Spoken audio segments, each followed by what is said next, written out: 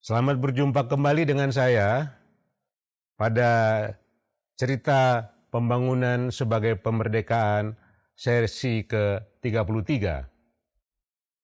Bapak Ibu sekalian, mengapa saya menyampaikan kasus American Crystal Sugar Company dan juga kasus Rabobank sebagai bagian penting dalam pemerdekaan ekonomi Indonesia?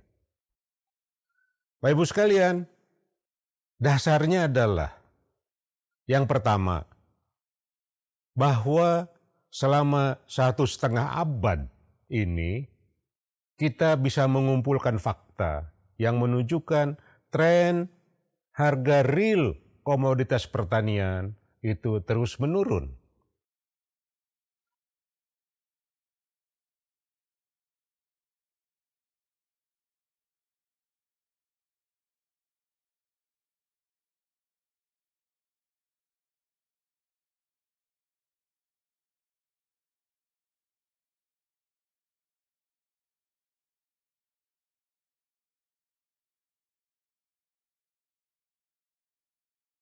Dengan penurunan kurang lebih 1% per tahun.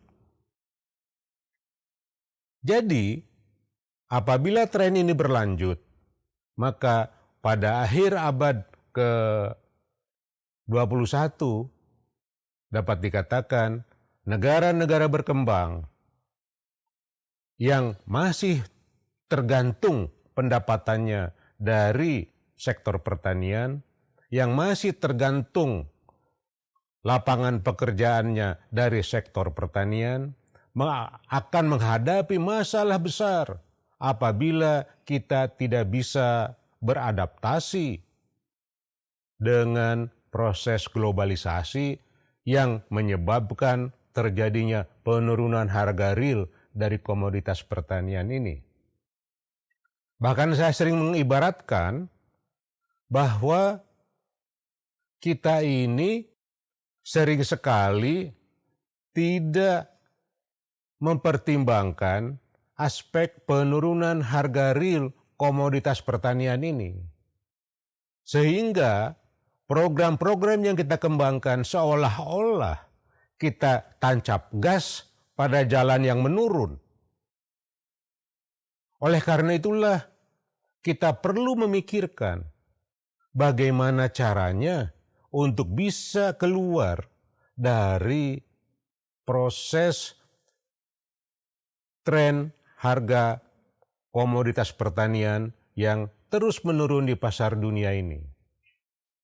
Bank Dunia melalui Pink Data meramalkan pada tahun 2030 hampir semua komoditas pertanian yang diperdagangkan di pasar dunia, kalau harganya tidak lebih rendah dari posisi sekarang, paling tidak sama.